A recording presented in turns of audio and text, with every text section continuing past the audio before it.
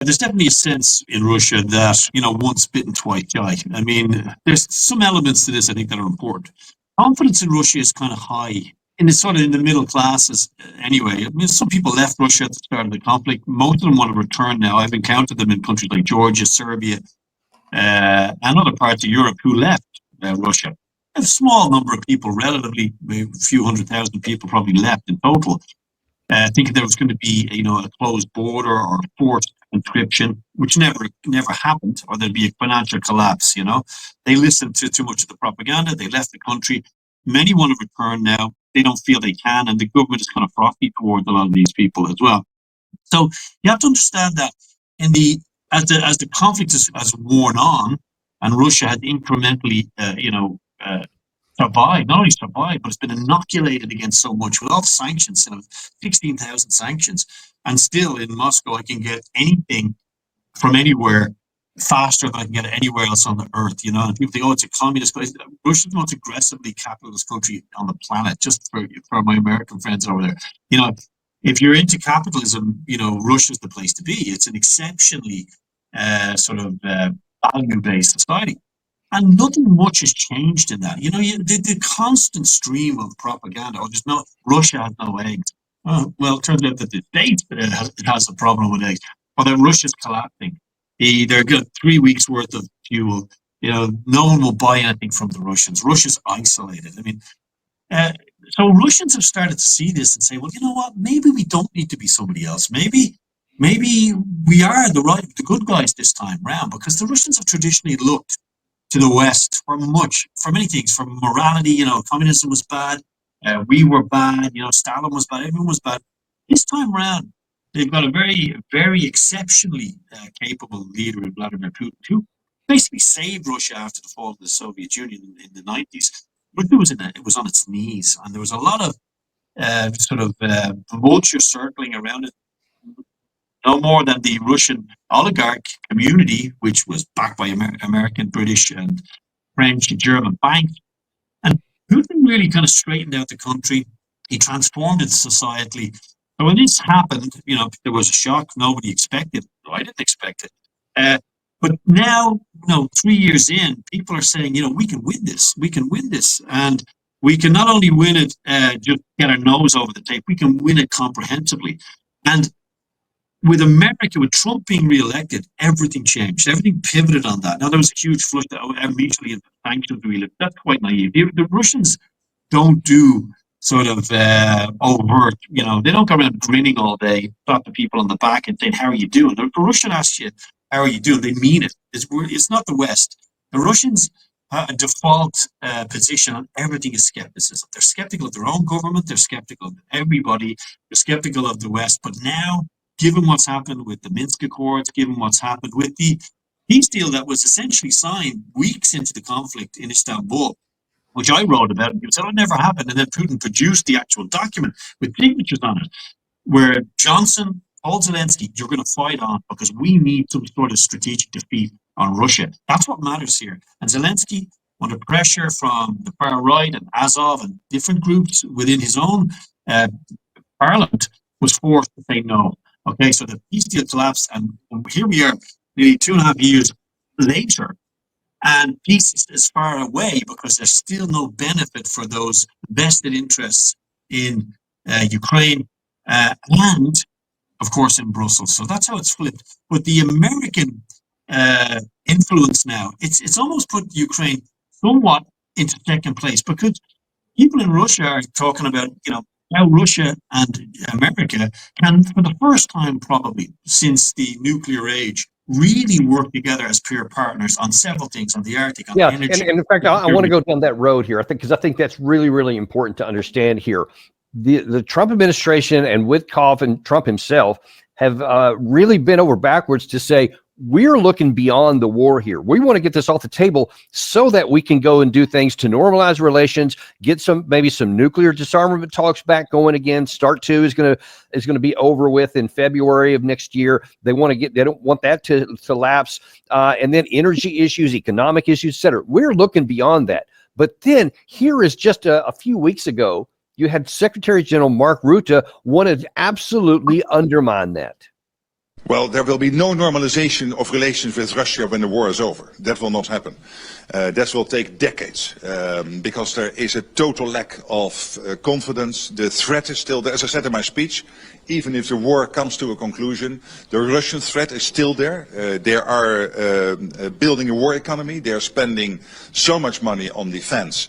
They are producing in 3 months an ammunition what the whole of the alliance is producing in a year. We are ramping up our ammunition production. Luckily, we have to. There's no way that we can normalize relations with Russia after the war is over. Yeah. What in the hell is he talking about? That should be everyone's primary objective, is to normalize, to get the risk of conflict off the table. Yeah, well, it's remarkable. And, you know, the viewers should kind of step back from the chessboard and think, like, so Rutte is the head, again, unelected head of NATO, the Secretary General of NATO, no military experience, not you. He's not Scott Ritter. You know, he's not, Mike Flynn.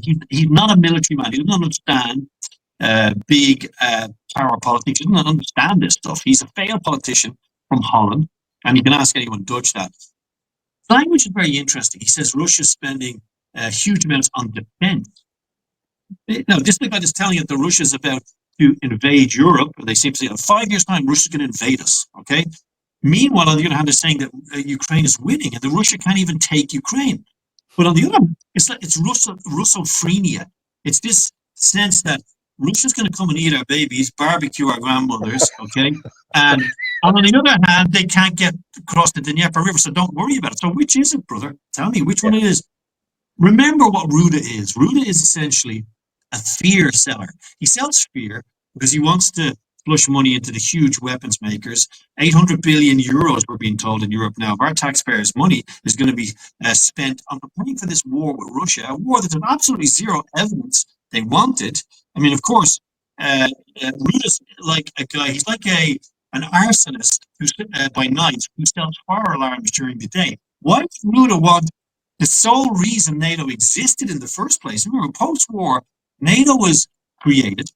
The North Atlantic Treaty was signed and created by capitalist countries in the West to protect, to form a bulwark against communism, Soviet communism. It wasn't there to defend against Russia. When the Soviet Union collapsed, okay, the Warsaw Pact, which was the counterbalance to NATO, which was Poland, Hungary, all the various Soviet sphere countries, it disbanded, it disappeared. Why didn't NATO disband when the Soviet Union collapsed? It's a very interesting question. And it didn't collapse because it was a sort of self-fulfilling prophecy of fear. We need, and it's a lot of money, trillions of dollars and euros poured into this paper tiger. And we've seen, and remember, look at the constitution of NATO. Who's in it? You've got Greece and Turkey are both in NATO, and they're both basically fighting a frozen conflict on the island of Cyprus. You've got Sweden and Turkey, who are basically, at odds with each other. You've got various countries with various diplomatic disputes. You know, the British and the Spanish over Gibraltar. I mean, if the Spanish decide to take Gibraltar back tomorrow, are the British going to help them because they're both NATO members? If Greece takes back the Turkish occupied, as they call it, part of Cyprus, is Turkey not obliged to help Greece attack itself? Think about it. This Article 5 thing we always hear about, there's also an Article 6 which says, there's other articles that make it clear that you don't have to do anything you don't want to do.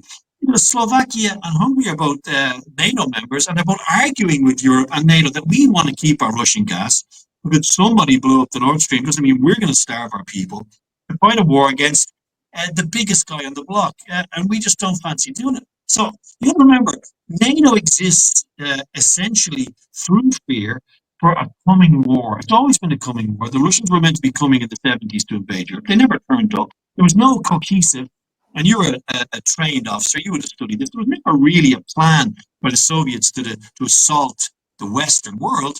It evolved that the two sides were facing each other across this Fulda Gap. But there was never any real plan for the Soviets to attack Europe because they were too worried that they might not win. Likewise, the NATO side never really planned to attack Russia because they called themselves a defensive alliance. But don't say that to the Serbs. Never call NATO a defensive alliance to the Serbs, the Libyans, Iraqis, or the long list of people that would disagree very strongly. So NATO, the Turkish are never going to vote for Christmas. And when Rutte comes and says, no, no, no, no, no, whatever you do, don't let the Russians fool you that they're the nice guys, they're the good guys. No, there's a reason behind it. I think it's quite obvious. Yeah, I think it is, and it's somewhat disturbing, frankly, because of the potential ramifications for this. But in the last few minutes we have here, I want to look at one other aspect of this, and especially on the European side. So, Gary, I want to run that second Kaya Kallas one that we had queued up here, because on the one hand, she's saying that there is unity among the European Union, that they're all of one mind, which she laid out in that first clip we're talking about, where it's just basically Russia bad, European good, Ukraine good, and we're going to, vanquish this guy one way or the other. But then in this clip here, she issues a warning to anybody in Europe who doesn't agree. It is clear that all the member states want peace, and remember, we had 27 countries who supported the ceasefire. Also, Ukraine agreed to unconditional ceasefire already a month ago. And yet we are seeing that Russia alone wants war, because we see the deadliest attack just yesterday, Sumy airstrike over the weekend, it is clear that they are stalling and not wanting peace at all. So the only way to get Russia to negotiate seriously is putting some more pressure on Russia. I'm sorry, Gary, it's the other one that's sitting there. What was also discussed and very clearly said by different member states is that any participation in the 9th of May parades or celebrations in Moscow will be not taken lightly on the European side, considering that Russia is really waging a full-scale war in Europe.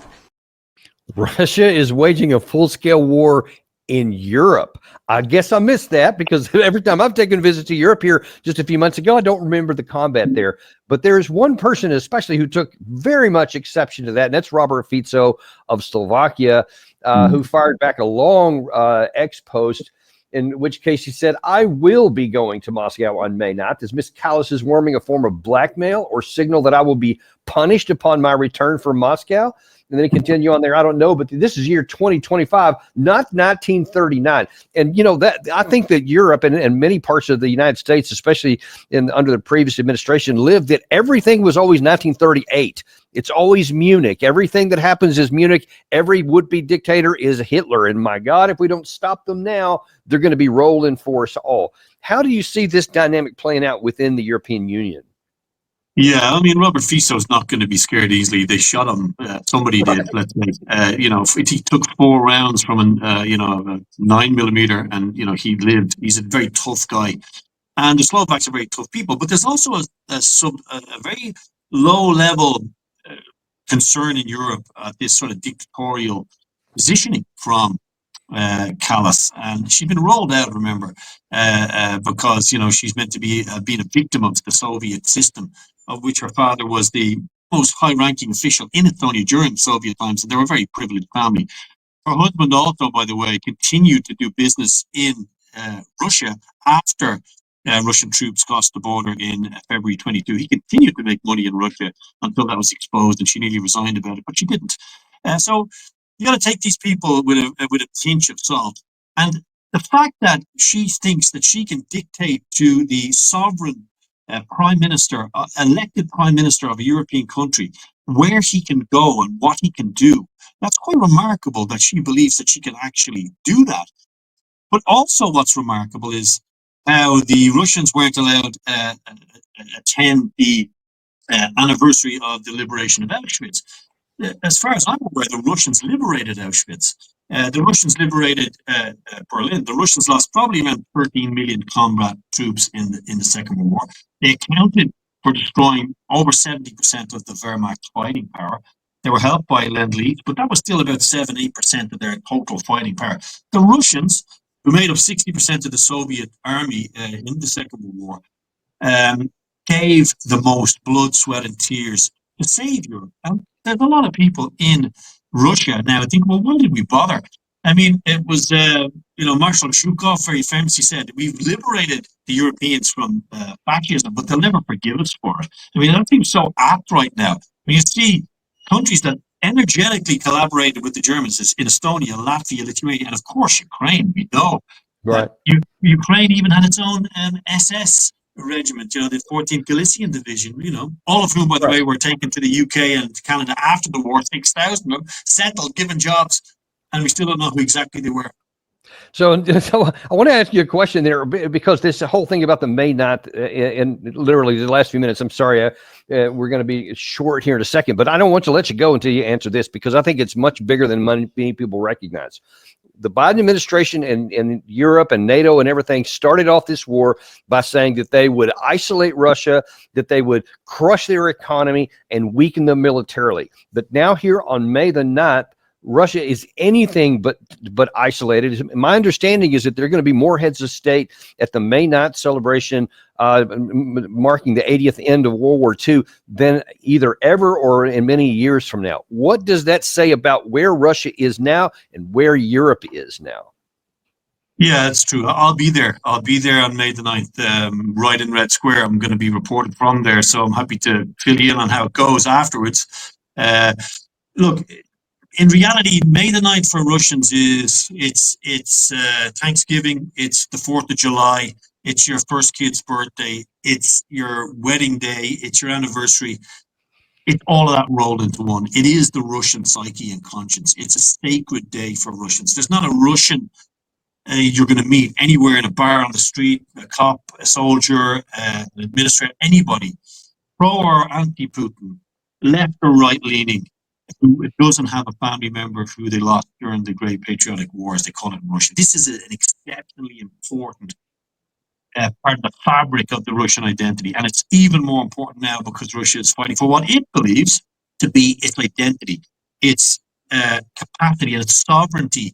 Because the stated aim of the Europeans has been, look, we want to tear Russia apart. We want to dismember it. We want to make Russia small again. All this type of talk. They openly say this type of stuff. And these very Russophobic individuals who are leading the charge now, very incompetent people as well, people like Kallas and people like Guy Verhofstadt, who are these sort of analysts in the European Parliament, they're very pernicious in the fact that they refuse to now accept even that the Russians sacrificed so much to liberate them from the Nazis. It's not to diminish the difficult histories in some of the Baltic states and Poland and elsewhere with the communist sort of government and the terrible things that happen under communism in many countries. It's not to diminish that. But Russia is not a communist country. Russia is a capitalist country. It's a democracy. Now we're told, oh, Russia's not a democracy, but we're told Ukraine is. All right. In 2024, Russia had an election in the war, and the Ukraine refused to have an election. I'm sorry, which one is? Yeah. We brush over that part.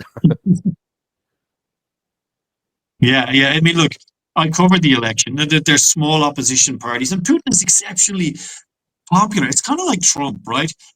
It's interesting that in America, it's the Democrats, right, which are meant to be democratic. They're the ones that have the biggest problem with democracy. They have a huge problem that Trump got elected. How dare you exercise democracy and elect Trump? It's like the Russians. How dare you re-elect Putin? How dare you want him to be in charge again? The Russians know that Vladimir Putin is by far the most capable, strategic politician and leader and patriot in the country right now. Even people who don't particularly like him or have reasons not to like him, who I talk to, taxi drivers, everywhere I go, I'm asking people what they think. And Russians love to talk about politics, and they're exceptionally well educated about the realities of politics and realpolitik.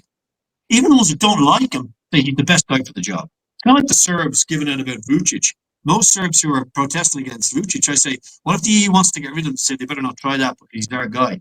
So it's a remarkable kind of Slavic thing. And I think Fico is the same. The more pressure put on him, the more popular he became.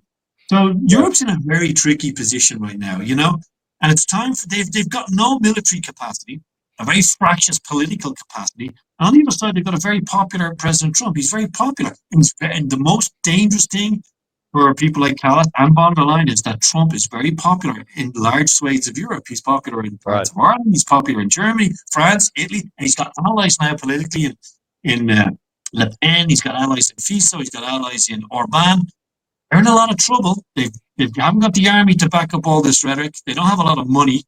And now the guy that was paying the bill for them in the bar has walked out with his arm around the Russian. And this all got to, S-H-E-T, let's say. It's a messy thing for everybody. But listen, whatever, I hope that the sanity prevails here and that Trump and Putin are able to get this thing over with, even if it takes kicking and screaming on either side, because it is anguishing me to see Ukrainian men dying every day, Russian men dying every day. Yeah. All of that needs to stop. And so we can at least, despite what Rutte may say, we are going to, I think, need to move into the direction of trying to get some kind of normalization for the benefit of everybody. But we'll see what happens with that. And thank you very much for bringing so much insight into this stuff that we don't get from any other source, and we really appreciate it. Thank you. A pleasure.